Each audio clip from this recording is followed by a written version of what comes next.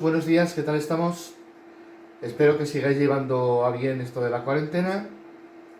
Y bueno, después de las últimas noticias que aparecieron ayer acerca de cómo va a funcionar el curso, pues lo que vamos a hacer, si os parece bien, es sobre todo en el ámbito de la literatura, ir adelantándoos un poquito el temario, pero de una manera muy sucinta, muy resumida, ¿eh? Entonces vais a ver cómo, ahora que voy a hablar un pelín acerca de cómo evoluciona el teatro con Lope y a partir de Lope en el siglo XVII, lo vamos a hacer de una manera muy rápida, con una sola diapositiva. Lo siguiente que ya veremos pues será también muy resumido, porque al fin y al cabo lo que se prevé que en un principio sea la literatura en segundo de bachillerato, pues comenzará en el siglo XX directamente. Por lo cual lo que podamos ver hasta ese momento va a ser, pues bueno, un poco los antecedentes de lo que el año que viene veremos. Una vez que terminemos con la literatura, lo que sí que haremos será estar repasando y haciendo mucha sintaxis, porque al fin y al cabo es de lo que se trata el núcleo, vamos a decir, duro el año que viene. Pero bueno, vamos a ir viéndolo poco a poco. Bien, después de que espero que hayáis disfrutado con este ay mísero de mí y infeliz, apurar cielos pretendo, etcétera, no os voy a dar aquí una demostración empírica acerca de este monólogo, pero es una pasada, espero que os haya gustado. Vamos a ver un poquito cuál es la diferencia entre los tres esenciales autores que vamos a encontrar en el teatro del 17 y cómo evoluciona a partir de Lope de Vega. Bien, vamos pues a ello y como veis que va a aparecer en el libro, aquí os reproduzco un cuadro que aparece en el mismo. Hay sobre todo dos grandes etapas dentro de esa comedia nueva o de esa manera de teatro novedosa que había propuesto Lope de Vega. Y lo vamos a ver, como decía, en ese cuadro que tenéis en el libro. Los dos principales autores, el que inicia la corriente, que es Lope de Vega, se va a diferenciar bastante del que la culmina con otra tónica y otra manera diferente de entender el teatro y los temas que tiene que abordar, que es evidentemente Calderón. Bien, lo que vamos a ver de Lope ya os sonará. En un principio podemos comprobar, Lope es el que plantea, el que establece los fundamentos del teatro barroco. Ya lo decíamos el otro día, con esas características que imagino recordáis del arte nuevo de hacer comedias. Pues bien, Calderón en un principio, las primeras etapas de su producción, fue, como tantos otros autores, un seguidor de Lope de Vega. Y es lo que se nos pone aquí. Para Lope, como podemos comprobar, la obra es como un espectáculo total. Lo importante es manifestar el teatro y plantearlo como un espectáculo. Para Calderón, que ya veréis termina por ser un personaje mucho más serio, más profundo, más filosófico, tanta grandiosidad en el escenario y tanto espectáculo como que le sobra. Y entonces lo reduce tanto lo que es la espectacularidad de los hechos como el movimiento de los personajes dentro de las escenas. Porque va a ser mucho más importante en él, como comprobaremos, la profundidad, la seriedad de las cosas que dice, intentar hacer reflexionar al espectador, como habéis podido comprobar en ese monólogo acerca del libre albedrío y de la libertad, por ejemplo, frente, pues bueno, a simplemente dar un espectáculo como pretende Lope de Vega. Por ello, es mucho más intenso, condensa más las acciones.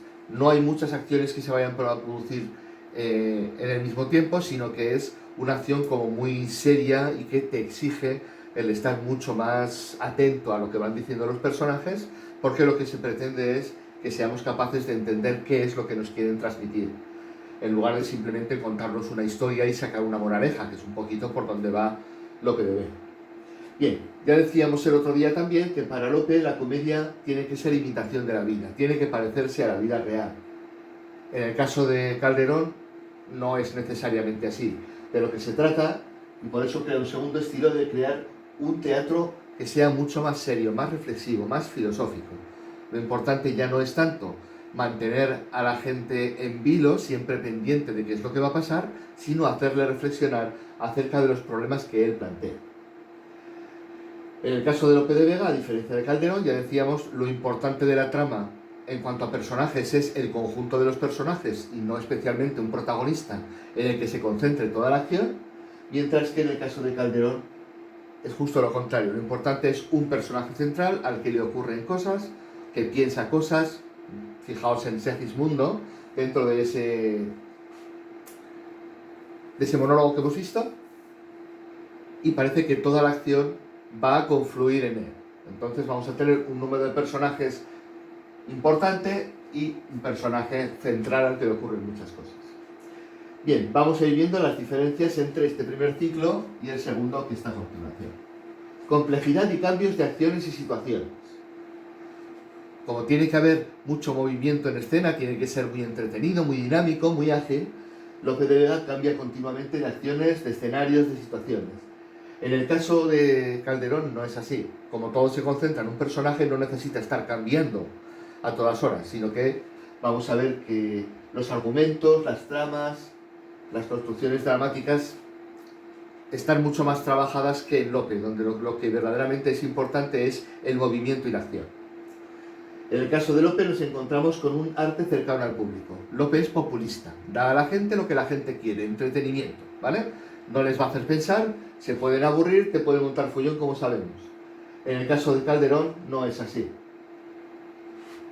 Bien, fijaos por ejemplo aquí, espontaneidad, naturalidad, sobre todo en el lenguaje, un lenguaje muy fácil, lo habéis comprobado tanto en el Peribáñez como en Fuenteovejuna, mientras que hay muchísimos más recursos, más seriedad, muchas más metáforas, las construcciones paralelísticas que pudimos ver en el monólogo de Segismundo, está mucho más trabajado a nivel literario el lenguaje de Calderón.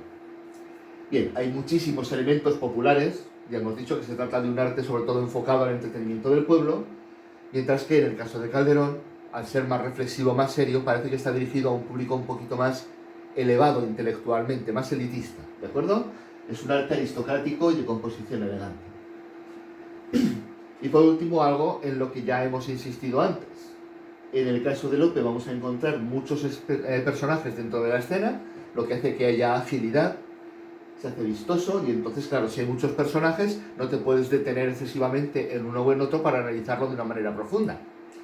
Mientras que en el caso de Calderón, pues al haber sí un personaje central y menos en general, lo cierto es que los caracteres, los personajes, las personalidades de los protagonistas van a estar muchísimo más trabajadas, hay muchísima más profundidad, los conocemos más a fondo.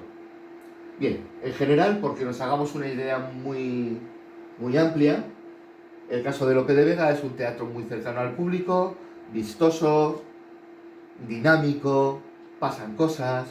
En el caso del teatro de Calderón es lo contrario, es un teatro mucho más serio, más reflexivo, más filosófico, dirigido a un público de mayor calado intelectual, al que ya no le interesa tanto una comedia de Lope, que al fin y al cabo se parece a la otra y a la otra y a la otra, porque, bueno, en muchos casos las diferencias de argumento no son excesivas, y entonces pretende ofrecer otro tipo de espectáculo, digamos, más serio o de mayor calado filosófico. Bien, vamos a ver las obras de los principales autores.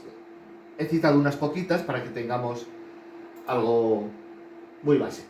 Hay tres autores fundamentales en el teatro del 17, a dos ya los hemos visto, los veremos aquí ahora, y otro intermedio que actúa un poquito como puente entre uno y otro. Bien, el primero y por supuesto el más grande es Lope, entre cuyas obras, en el libro encontraréis una división muy amplia, yo he seleccionado unas cuantas, destacan sobre todo las comedias de enredo, como podría ser La Dama Boba, una historia de dos hermanas que están enamoradas de dos caballeros, en fin, ya la comentaremos un poquito más si da tiempo, que ahora mismo no tengo mucho. Y luego tenemos sobre todo las comedias históricas de carácter nacional. Fuenteovejuna, ya la habéis visto, la lucha de un pueblo contra el abuso de un ser que al estar socialmente en un estado superior, pues bueno, trata de hacer lo que quiere. Lo mismo ocurre con Peribáñez, como imagino que habréis comprobado ya con la lectura. Y luego El Caballero de Olmedo, que está basado en una tradición y que se acerca en cierta medida con la aparición de espectros, de imágenes, al teatro que va a abordar ya Shakespeare a partir de este momento. Bien, el segundo autor importante ya decíamos que es el que está a caballo entre uno y otro, es Tirso de Molina. Bien, Tirso de Molina ya va a empezar a profundizar un poquito más en los personajes, en los protagonistas, y lo que es curioso en esta época es que va a dar un especial protagonismo a las mujeres. Las mujeres van a ser en muchos casos heroínas y protagonistas, vamos a decir, de primer orden, frente a otros protagonistas que han sido siempre los que están al frente y que son masculinos. Bien, pues aquí nos encontramos también con comedias de enredo, que es algo muy típico en la época, aunque también introduce comedias históricas, Las Quinas de Portugal, que habla un poco acerca de una leyenda que nos cuenta cómo se produce la independencia de Portugal en la batalla... Ay, no me acuerdo de la batalla. Bueno, la independencia de Portugal, las quinas son los escuditos que aparecen dentro del escudo grande y que representan a los musulmanes a los que los portugueses vencieron. Y luego tenemos dos obras muy curiosas.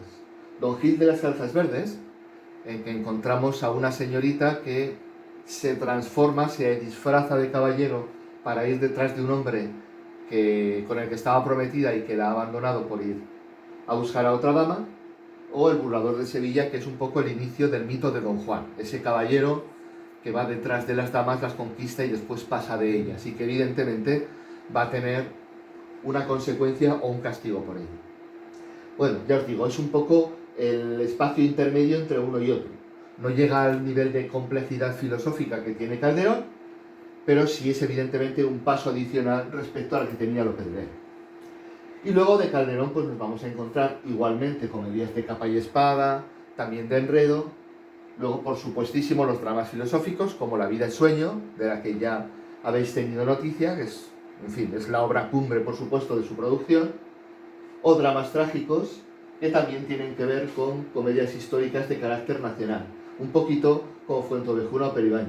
La obra más importante, El alcalde de Zalamea, nos está hablando de un hecho que se produjo en un pueblo de Badajoz, que es Zalamea de la Serena, al que acudieron las tropas y entonces, bueno, se aprovecharon de la hija del alcalde, el jefe de las tropas, Pedro Crespo es el alcalde, perdón, bueno, el jefe de las tropas que van allí a encontrar cobijo, abusa de la hija y el alcalde evidentemente toma represalias. Un poquito lo que habéis podido comprobar con Fuenteovejuna. Bien, ya os digo, no hay demasiada evolución, no demasiada, ya hemos visto que Calderón al principio, como todos los demás, también Tirso, sigue la corriente que instaura Lope de Vega, pero bueno, sí que hay ese cambio de comedia de carácter más popular, entretenimiento, humorística, va trasladándose poco a poco con ese paso por Tirso de Molina y esa nueva preponderancia que se le da al ámbito femenino hasta terminar con los dramas serios filosóficos y en muchos casos religiosos. No hemos introducido aquí los autos sacramentales, que se van a ir metiendo dentro del teatro y que evidentemente van a hacer que tenga un poquito menos de gusto por parte de la gente, a la que verdaderamente lo que le gustaba era ir a entretenerse con el teatro de Lope. Venga, lo dejamos aquí, continuaremos el día siguiente. Chao.